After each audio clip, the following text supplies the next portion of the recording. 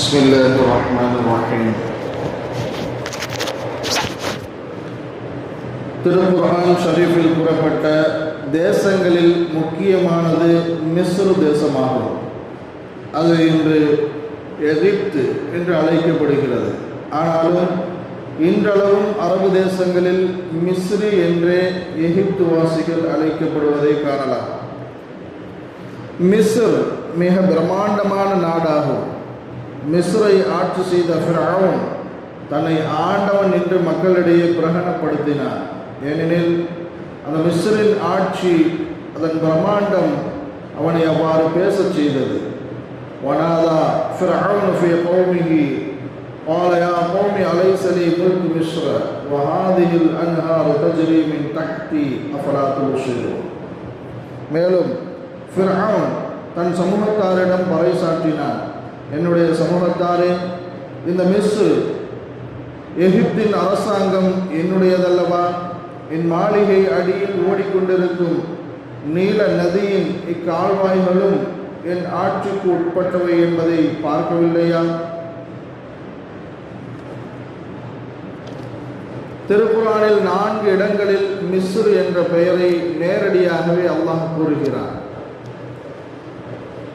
وَأَوْحَيْنَا إِلَى مُوسَى وَأَخِيهِ أَن تَبَوَّأَ لِقَوْمِكُمَا بِمِصْرَ بُيُوتًا.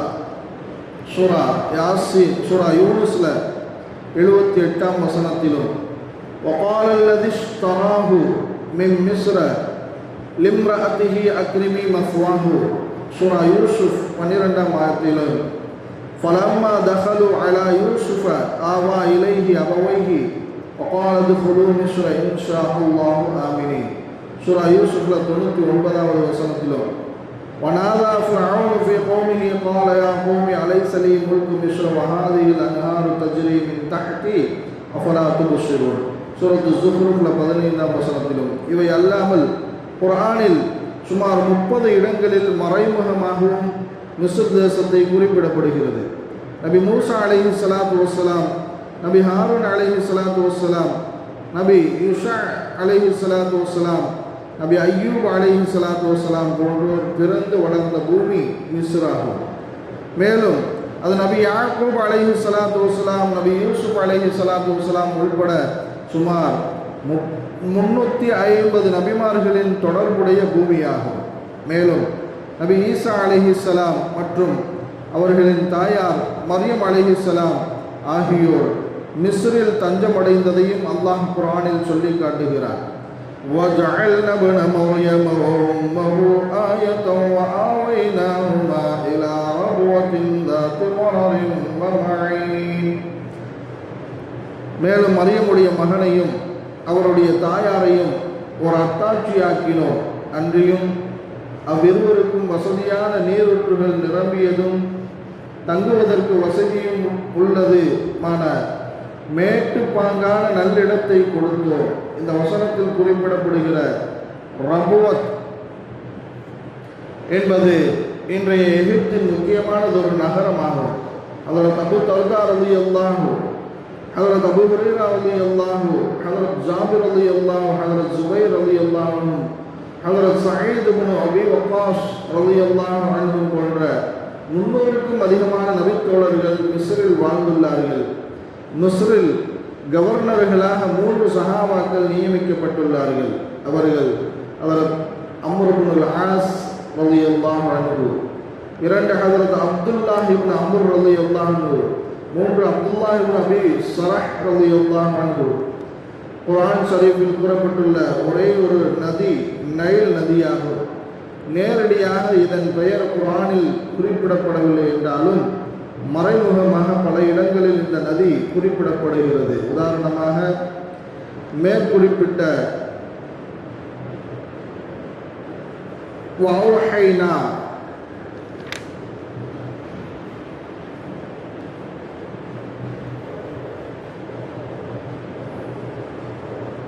إلى أم موسى أن أرضعيه فإذا خفت عليه فألقيه في اليم ولا تخافي ولا تحزني إنا رادوه إليك وجاعلوه من المرسلين. நாம் மூசாவின் தாயாருக்கு அவருக்கு உன் குழந்தைக்கு பால் ஊட்டுவாயாக. அவர் மீது ஏதும் ஆபத்து வரும் என்று நீ பயப்படுவியானால் அவரை ஆற்றில் எறிந்துவிடு. அப்பால் அவருக்காக நீ பயப்படவும் வேண்டாம், துக்கப்படவும் வேண்டாம். நிச்சயமாக நாம் அவரை உன்னிடம் மீள வைப்போம், இன்னும் அவரை நம் தூதர்களில் ஒருவராக்கி வைப்போம் என்று வகி அறிவித்தோம். فأوحينا إلى موسى أن اضرب بعصاك البحر فانفلق فكان كل فرق كالطود العظيم. உன் கைத்தடியினால் இந்த கடலை நீர் அடியும் என்று மூசாவுக்கு வகி அறிவித்தோம். அவ்வாறு அடித்ததும் கடல் பிளந்தது. அவ்வாறு கடல் பிளந்ததும் விளவுண்ட ஒவ்வொரு பகுதியும் பெரும் மலை போன்று ஆகிவிட்டது. 26வது சூரா 63வது வசனத்தில் சொல்லி காண்பிக்கின்றார். கலிஃபா உமர் ரலியல்லாஹு அன்ஹு அவர்களது ஆட்சி காலத்தில் பஞ்சத்தின் காரணமாக நைல் நதி வறண்டு போனது. முன்பு இது போன்ற பஞ்ச காலத்தில் ஒரு இளம் பெண்ணை அலங்கரித்து அதற்கு நரபலி கொடுப்பது அங்கிருந்த மக்களின் வழக்கம். அந்த மூட பழக்கத்தை ஒழிக்க முடிவு செய்தார்கள் கலிஃபா உமர் ரலியல்லாஹு அன்ஹு அவர்கள். எனவே நைல் நதிக்கு ஒரு கடிதம் எழுதினார்கள். அதில்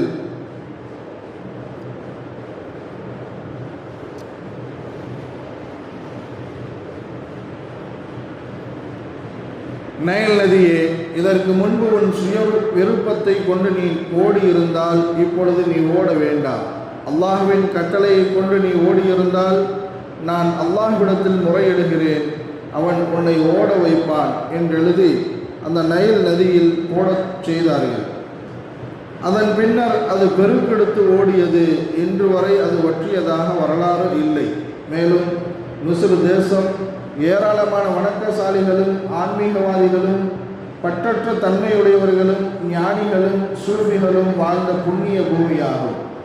மார்க்க சட்டமேதை இமாம் ஷாஃபிஈ ரஹ்மத்துல்லாஹி அலைஹி, ஹதீஸ் கலை வல்லுநர் இமாம் தஹாவி ரஹ்மத்துல்லாஹி அலைஹி போன்ற பெரும் இமாம்களின் அடக்கஸ்தலங்களும் அங்குதான் உள்ளது.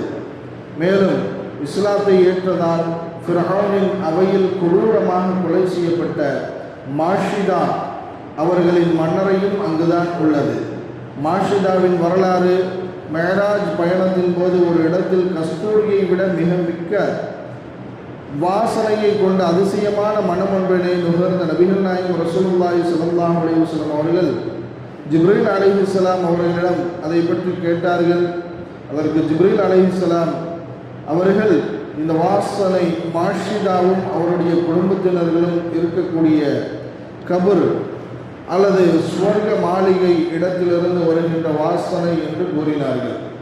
தொடர்ந்து நபிகள் நாயகம் ரசூலுல்லாஹி ஸல்லல்லாஹு அலைஹி வஸல்லம் அவர்கள் மாஷிதாவின் வரலாறை விவரிக்கும்படி கேட்க ஜிப்ரீல் அலைஹிஸ்ஸலாம் அவர்கள் பின்வருமாறு கூறினார்கள். மாஷிதா ஃபிர்அவுனின் குடும்பத்து பெண்களுக்கு தலைவாரிவிட்ட பெண். ஒரு நாள் அவர் ஃபிர்அவுனின் மகளுக்கு தலைவாரி கொண்டிருந்த போது தற்செயலாக சீப்பு கீழே விழுகிறது. உடனே மாஷிதா பிஸ்மில்லா, அல்லாஹ்வின் திருநாமம் கொண்டு என்று கூறினார். அப்பொழுது அந்த பிள்ளை, நீ அல்லாஹ் என்று கூறியது என்னுடைய தந்தை ஃபிர்அவுனை தானே என்று வினவினார். அதற்கு மாஷிதா, இல்லை, என்னையும் உன் தந்தையையும் படைத்து பரிபாலிக்கும் இறைவன் அல்லாஹ்வை என்று கூறினார். மாஷிதா வணக்கத்திற்குரிய நாயனாக அல்லாஹ்வையும் இறை தூதராக நபி மூசா அலைஹிஸ்ஸலாம் அவர்களையும் ஈமான் கொண்டு அதை மனதில் மறைத்து வைத்திருந்த பெண் ஆவார். உடனே அந்த பிள்ளை போய் தன் தந்தை ஃபிர்அவுனிடம் குற்றம் சொல்ல அவன் மாஷிதாவை சபைக்கு அழைத்து முழு விஷயத்தையும் வினவினான். ஃபிர்அவுன் கேட்டான், என்னை தவிர உனக்கு வேறு யாரும் கடவுள் உண்டோ என்று. அதற்கு மாஷிதா, ஆம், நிச்சயமாக என்னையும் உன்னையும் படைத்து பரிபாலிக்கும் அந்த அல்லாஹ் தான் என் இறைவன் என்றார் உறுதியோடு.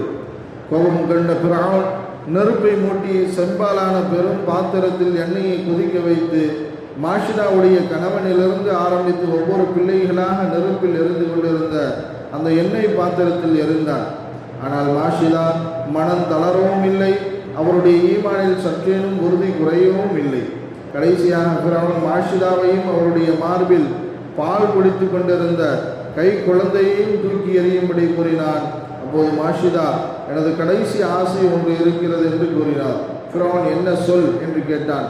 மாஷிதா, என்னையும் என் கை குழந்தையையும் எண்ணெயில் தூக்கி எறிந்த பின் கடைசியாக எனது எலும்புகள் எதுவெல்லாம் மிச்சமாகுமோ அவற்றையெல்லாம் ஒன்றாக ஒரு புடவையினுள் சுற்றி ஒரே கபரில் அடக்கம் செய்ய வேண்டும் என்று கொடிய ஃபிரௌன் மாஷிதாவுடைய வேண்டுகோளுக்கு இணக்கம் தெரிவித்தார்.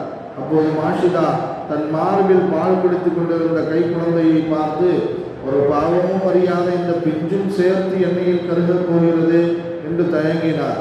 அப்போது அல்லாஹ் அந்த குழந்தைக்கு பேசும் சக்தியை கொடுத்தான்.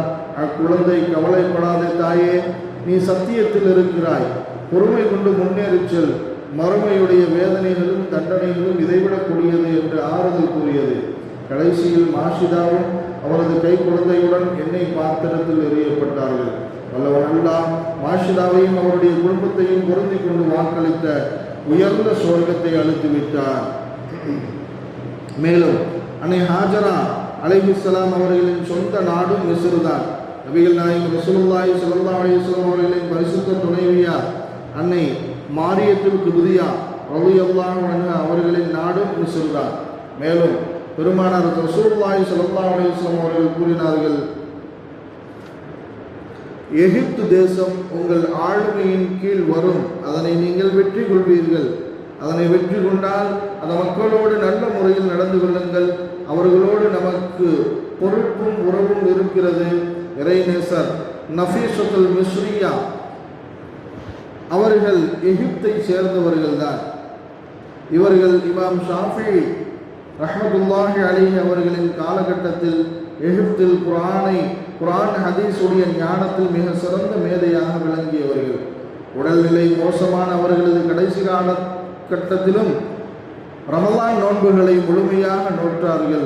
நோன்பை விட்டுவிடுங்கள், உங்களது உடல் நலம் சற்று தேரக்கூடும் என்று மருத்துவர்கள் கூறியபோது, நான் எனது ரப்பிடத்தில், இறைவா, நான் நோன்பு வைத்த நிலையில் மரணிக்க வேண்டும் என்று 30 வருடங்களாக துஆ செய்து வருகிறேன், இப்போதுதான் அதற்கான சந்தர்ப்பம் வாய்த்துள்ளது என்று கூறினார்கள். அவர்களின் எண்ணப்படியே நோன்பு வைத்த நிலையில் அல்லாஹ் அவர்களை மரணிக்க செய்தார்.